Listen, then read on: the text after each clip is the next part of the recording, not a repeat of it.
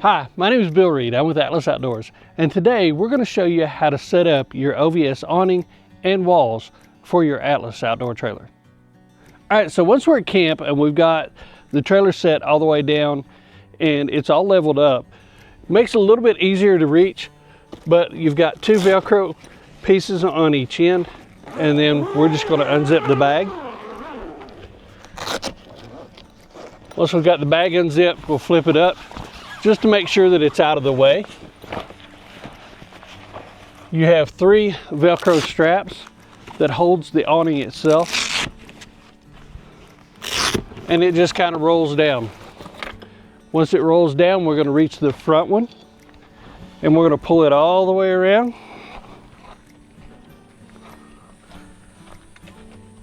So OVS provides you with some really nice straps. One side hooks up there at the loop that we've provided. The other one hooks up right here on the top. And then we're just going to pull that tight.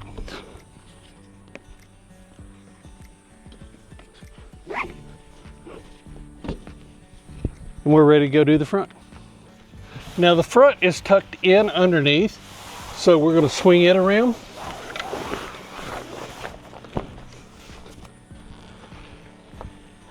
And we're going to also hook it up to the other strap that OVS has provided for us.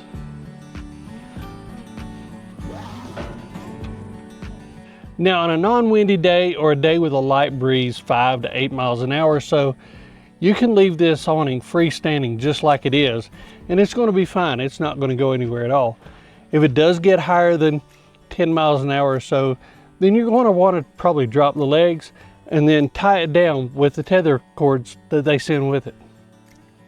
Now in the event that the wind does pick up or you're expecting rain or something like that, then you're going to want to put the poles down and then tether everything down to the ground. The way that we're going to do this is we're going to drop the poles that are stored onto the awning. There are 3 of these and they just pop down. So when you've got your pole down, you've got it set on the ground. They supply you with some really high quality stakes, and some people like to stick them out a little bit further. I prefer to stick them right down direct close to the ground or close to the pole. That does a couple of different things. It reduces the trip hazard, and it also puts all the pressure straight down on the pole. So I'm going to go ahead and put these in.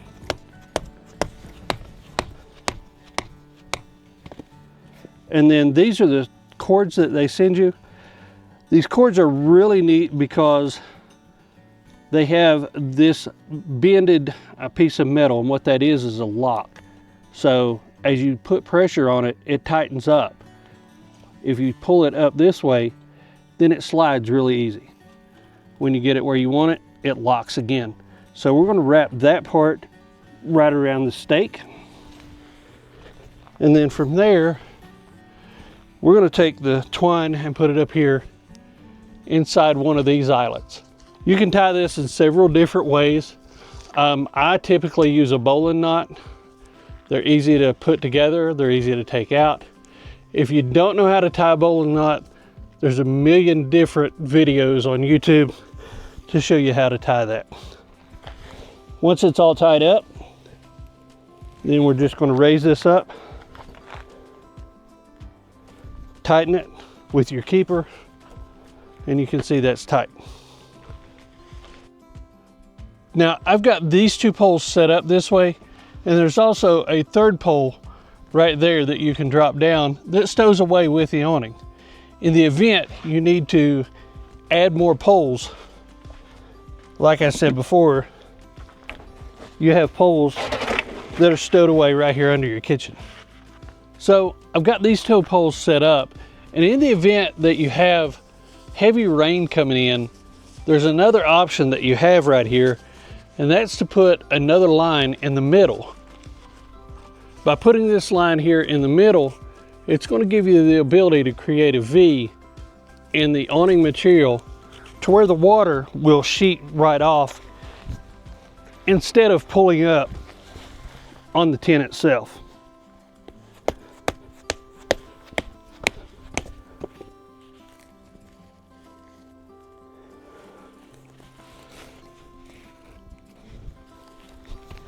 There you go. Now you have that V and the water will come right off. The other thing that this can do is if you do have really windy weather, additional tie down points is going to keep your awning from lifting any at all. The new XD series awnings come with LED lights that are made into the awning itself, and it comes with a wiring harness. When you get it all deployed, all you've got to do is just plug these in.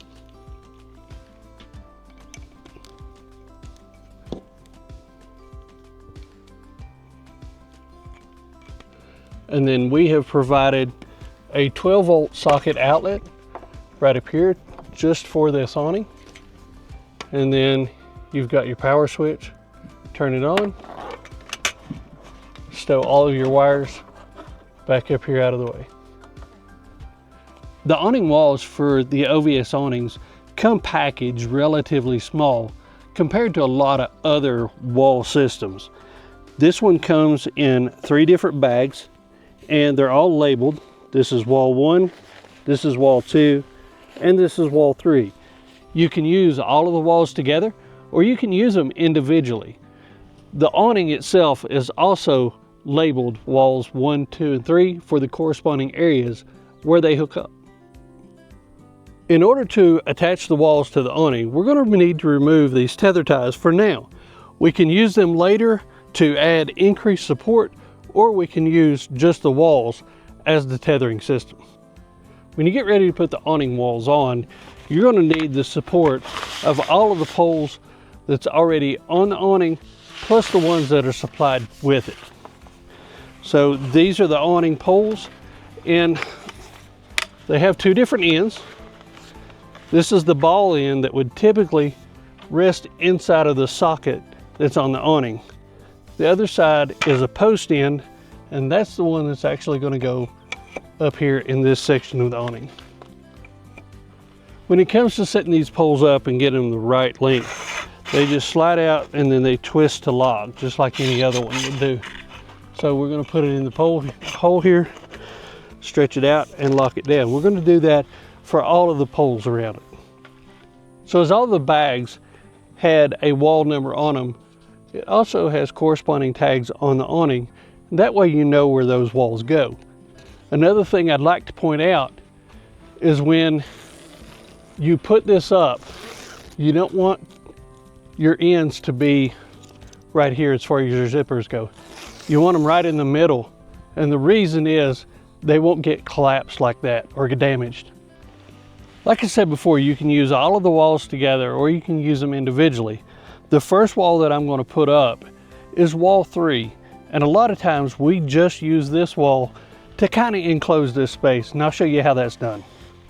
One thing you'll notice about these is they have incredibly strong zippers, and these zippers are actually part of what holds everything together and holds it down.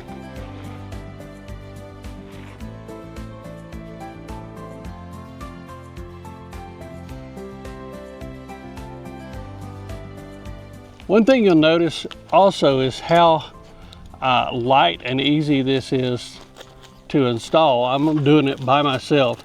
It is easier with having more than one person, but it is just as easy to do by yourself.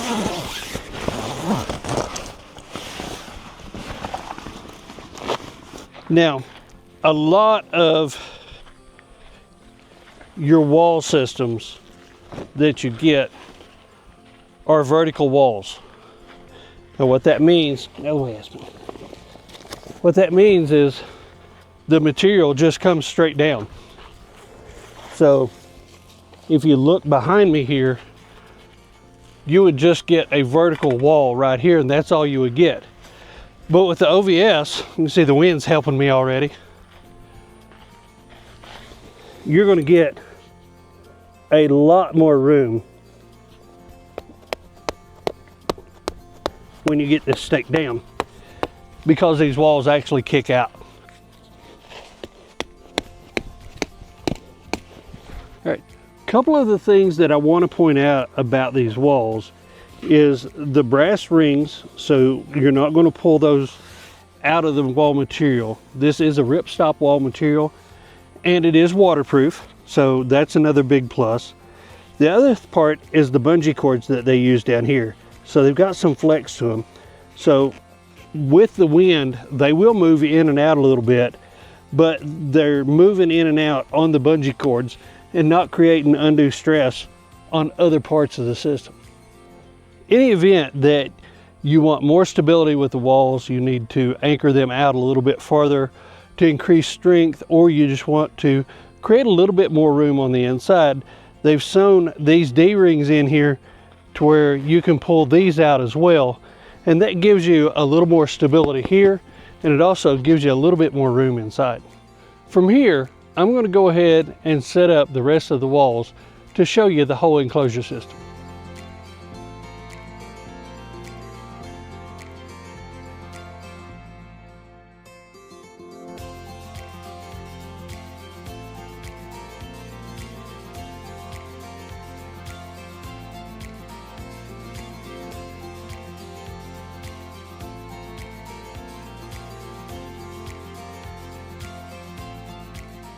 As we've got our walls all set up, we notice that the wind is kind of hitting this side and pushing in, and it's intruding on our living area. So what we're going to do is we're going to utilize the mid-canvas D-rings, and we're going to tie a tether line there.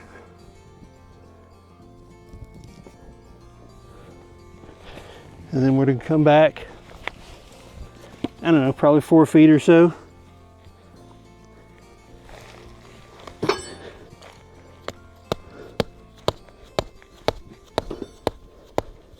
Drop a stake,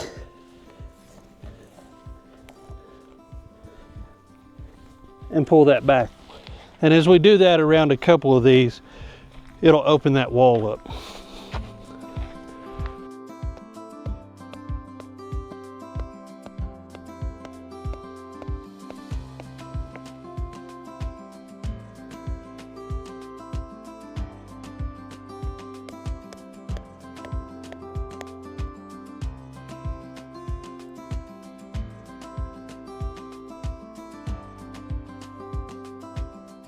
The inside view of the awnings with those mid-wall tether cords not tightened up looks like this.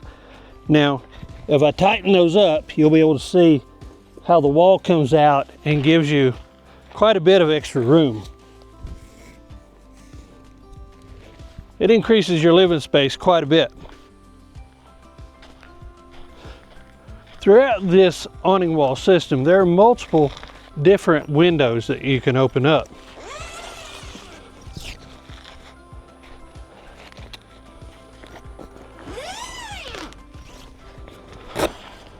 And then you just roll it up. Sometimes it's easier if you want to just undo one of those. That gives you a little bit of room to roll your walls up.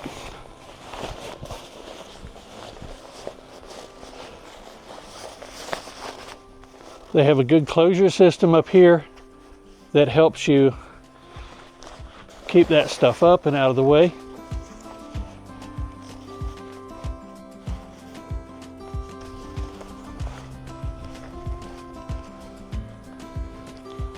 And then you just reach down, grab your bungee cord, and wrap it back around your stake. At that point, you have good ventilation. You can choose to go around each one of the corners to get in, but there's also a huge entryway right here. Now we can have that just folded back like that to where you can get in, or you can completely open it up. A couple of different things you can do with this is you can just flap it up over the top, that kind of a temporary thing. Or if you want to roll it up, keep it nice and tucked up out of the way,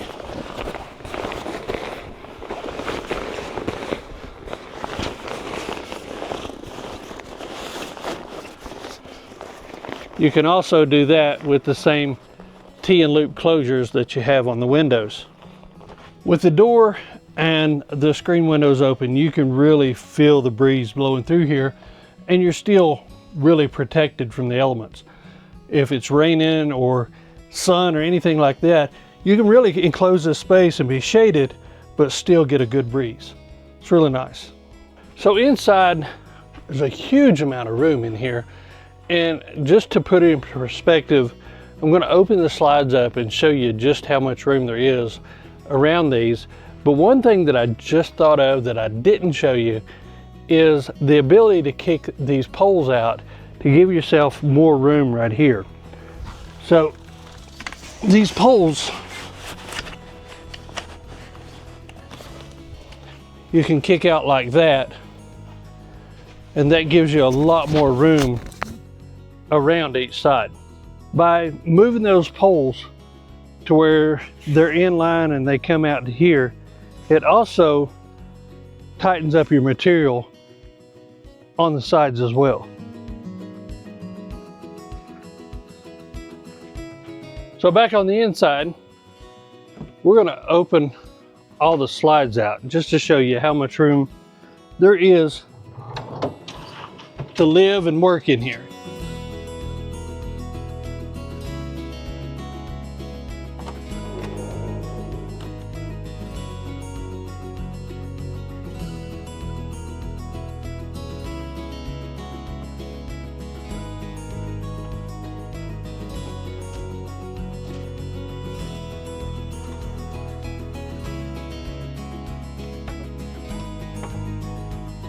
So you still have plenty of room to walk around everything, to be able to get to all of your cabinets. So you can get into everything really well here. Get to your coffee maker and your microwave, all of your stove. Still be able to have plenty of room to get into your refrigerator and your counter space here.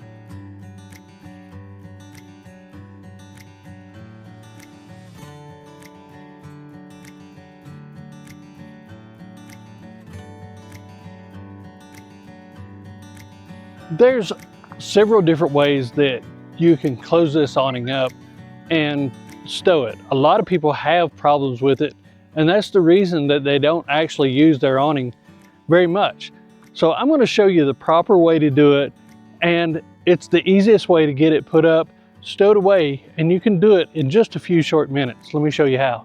First thing we're going to do is we're going to go ahead and disconnect from your strap here. This folds down. This one also folds over. So these two bars go inside, and then you have this triangle setting out here. And that's the way it folds up right there. We want to make sure that our zippers are down here at the bottom so they don't get crushed and mess up your walls. From there, we need to make sure that we've got our lights unplugged, disconnected.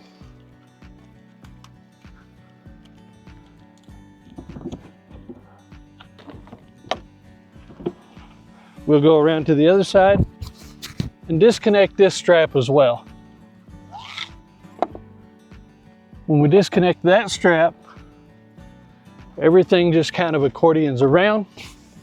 We want to make sure that your front two bars are up against the wall.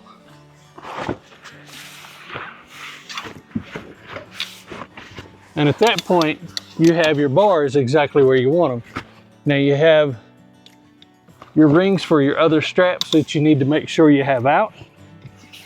From there, we're going to fold this up. Fold this up. Again, we're going to make sure that our zippers are down where they need to be. And then we're going to fold this all up just underneath the awning very loosely. From there, we're going to wrap it tightly up against the side. Took our straps, pull our straps down. This is what compresses the awning.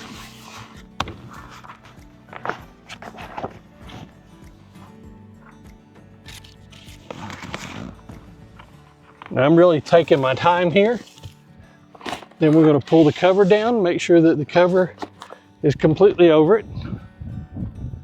One little trick if you're having a sticky zipper is to put chapstick on it. You can see how much room I've got, how much material I've got left. Fold it up loose, roll it up tight, compress it. That's the key to closing up one of these awnings. I hope this video has been useful to you and shown you a little bit more about your awning and walls from Overland Vehicle Systems. If you should have any other questions, you can reach out to us either on Facebook, Instagram, or you can connect up with us just like you always have at atlasoutdoorsusa.com.